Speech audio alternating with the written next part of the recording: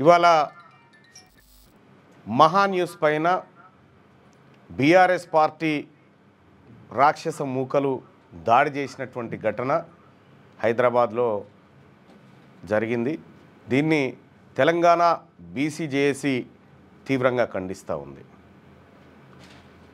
So దాడులు చేయడం అనేది అది మంచి చర్య కాదు.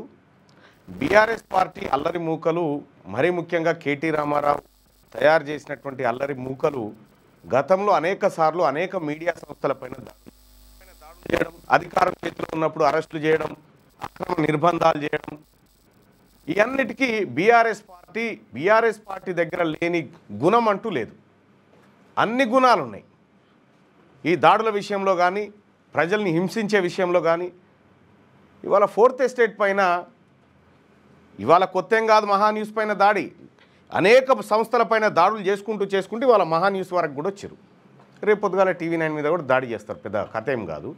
అయితే విషయం ఏంటంటే ఇక్కడ బీఆర్ఎస్ పార్టీ ఫోన్ ట్యాపింగ్లకు పాల్పడ్డది ఆ ప్రభుత్వం అని చెప్పి సీరియస్ చర్చ జరుగుతూ ఉంది. చర్చ జరుగుతున్నటువంటి క్రమంలో ఈ చర్చను తప్పుదో పట్టించి, పక్కదారి పట్టించి ఇంకో కొత్త వార్తను సృష్టించాలనేది బీఆర్ఎస్ ఆలోచన కావచ్చు. అన్ని ఛానళ్ళు ఇస్తున్నట్టుగానే మహా న్యూస్ కూడా బీఆర్ఎస్ చేసినటువంటి ఫోన్ ట్యాపింగ్ వ్యవహారంలో ఏ అంశాలు ఉన్నాయని కొద్దిగా లోతుగా ఇండెప్త్గా విశ్లేషణ చేస్తూ ఉంది. దానికి దాడులు చేస్తే ఎట్లా?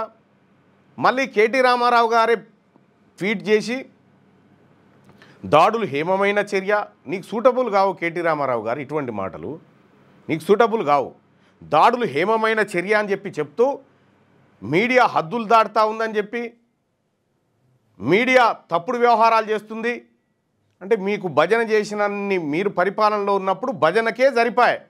ఇప్పుడున్న మీడియా కూడా అప్పుడు మీకు భజన కీర్తనలు చేస్తానికే సరిపోయింది. ఆ రోజు ప్రభుత్వానికి వ్యతిరేకంగా నిలబడ్డది ఒకే ఒక్కటి క్యూ న్యూస్ ఛానల్. ఆ రోజు నిలబడి ప్రజల్ని చైతన్యవంతం చేసింది. ఇవాళ అధికారంలో ఉన్నప్పుడు దాడులు చేస్తాం, లేనప్పుడు దాడులు చేస్తామనంటే ఫోన్ ట్యాపింగ్ విషయంలో మీరు 4500 మంది ఫోన్లు ట్యాప్ చేసినట్టుగా క్లియర్గా అర్థమవుతూ ఉంది. అధికారులు కూడా ఆ విషయాన్ని బయటికి చెప్తా ఉన్నారు. సిగ్గు లేకుండా చేసింది పొరపాటాన్ని భావించి తలదించుకోవాల్సినటువంటి బీఆర్ఎస్ పార్టీ ఇలా మీడియా సంస్థలపైన రాళ్ళు విసరడం, దాడులు చేయడం, వాళ్ళ వాహనాలు ధ్వంసం చేయడం, ఈ కార్యక్రమాలు ఏవైతే ఉన్నాయో వీటిని బీసీజేఏసీ ఖండిస్తూ ఉంది. ఈ చర్య పైన కొడుకు తప్పు చేసినప్పుడు తండ్రి మందలిస్తాడు. కేటీ రామారావు అల్లరి మూకల్ని అక్కడికి పంపి దాడులు చేయించినటువంటి సందర్భంలో కేసీఆర్ గారు బయటకు వచ్చి పొరపాటు జరిగిందా, మా పోరాడు తప్పు చేసిండని ఓ మాట చెప్పాల్సినటువంటి సందర్భం ఇది. తెలంగాణ జాతికి లేకపోతే మీడియా అంతటికి క్షమాపణ చెప్పాల్సినటువంటి సందర్భం.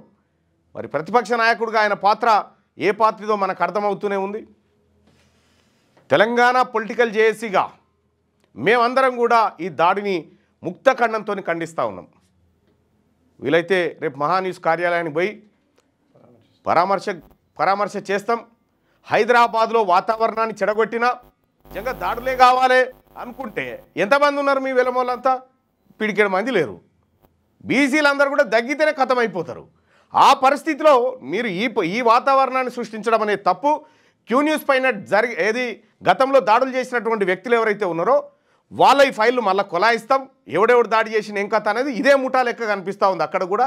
కాబట్టి పోలీసులు కూడా, డీజీపీ గారు కూడా చెప్తా ఉన్నాం, మీరు తక్షణమే వాళ్ళని, ఆ అల్లరి మూకలు ఎవరైతే ఉన్నారో ఆ అల్లరి మూకల గ్యాంగ్ను పట్టుకోవాలి. ఆ గ్యాంగ్ మీకు దొరకాలంటే ఈడ మన్నె క్రిషాంక్ అనేటువంటి వాడిని, కంటోన్మెంట్ రౌడీ ఉంటాడు, వాడిని పట్టుకుంటే ఈ గ్యాంగ్ ముఠా అంతా మీకు దొరుకుతుంది. ఇక రెండో విషయం ఫోన్ ట్యాపింగ్ చేసింది సిగ్గు శరం ఉండాలేమన్నా ఫోన్ ట్యాపింగ్లు చేయడానికి.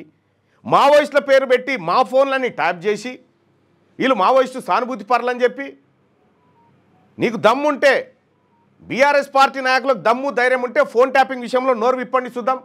మీరు సప్పుడు చేయరా మాట, చేసింది బేకార్ పని అని. ఈ సందర్భంగా బీసీ పొలిటికల్ జేఏసీ ఎన్నికల సంఘాన్ని డిమాండ్ చేస్తుంది, బీఆర్ఎస్ పార్టీ సభ్యత్వాన్ని రద్దు చేయాలి. అనైతికంగా అక్రమంగా ఫోన్ ట్యాపింగ్లకు పాల్పడ్డటువంటి బీఆర్ఎస్ పార్టీ గుర్తింపును రద్దు చేయాలి. వాళ్ళని మళ్ళీ ఎప్పుడు ఎన్నికల్లో పోటీ చేయకుండా నిషేధించాలి. ఈ ప్రజాస్వామ్యాన్ని కాపాడాల్సినటువంటి అవసరం అటు ఎన్నికల సంఘం పైన ఇటు రాష్ట్ర పోలీస్ పైన అలాగే ముఖ్యమంత్రి రేవంత్ రెడ్డి గారికి కూడా చెప్తా ఉన్నాం, ఈ చిల్లర మల్ల కార్యక్రమాలు హైదరాబాద్ ప్రతిష్టకు మంచివి కావు. కాబట్టి చర్యలు తీసుకొని ఎస్ మీడియా స్వేచ్ఛగా పనిచేసే వాతావరణం ఇక్కడ ఉందనేటువంటి పరిస్థితులు కల్పించాలని చెప్పి డిమాండ్ చేస్తూ ఉన్నాం. మహాన్యూస్ పైన జరిగినటువంటి దాడి అది అన్ని మీడియాల పైన జరిగిన దాడిగా మేము తెలియజేస్తూనే మీడియాలు కూడా సొంత నియంత్రణను కూడా కొంత కలిగి ఉండాల్సినటువంటి అవసరాన్ని గుర్తిస్తా ఉన్నాం. 6వ తరగతి నుండి 10వ తరగతి విద్యార్థులకు గొప్ప అవకాశం. ఏపీ, తెలంగాణ మరియు సిబిఎస్ఈ విద్యార్థులకు ఎలాంటి అడ్మిషన్ ఫీజు లేకుండా సంవత్సరానికి కేవలం 1000 రూపాయలకే ఐఐటీ స్టాండర్డ్స్ తో ఆన్లైన్ ట్యూషన్స్ చెప్పబడును. 15 ఏళ్ల సుదీర్ఘ అనుభవం గల ఫ్యాకల్టీతో క్లాసులు నిర్వహించబడును. ఇప్పుడే ప్లే స్టోర్ నుండి ధర్మవాహిని యాప్ ని డౌన్లోడ్ చేసుకోండి. వివరాలకు సంప్రదించండి 7893051526. లేటెస్ట్ న్యూస్ తెలుగు మరియు ఇంగ్లీష్ అప్డేట్స్ కోసం ఇప్పుడే క్యూన్యూస్ అఫీషియల్ యాప్ ని ప్లే స్టోర్ నుండి డౌన్లోడ్ చేసుకోండి. సరికొత్త సమాచారాల కోసం క్యూన్యూస్ వెబ్సైట్ ని ఫాలో అవ్వండి. ఛానల్లో ప్రాంతీయ, జాతీయ, అంతర్జాతీయ వార్తలు వీక్షించండి. లైక్ చేయండి.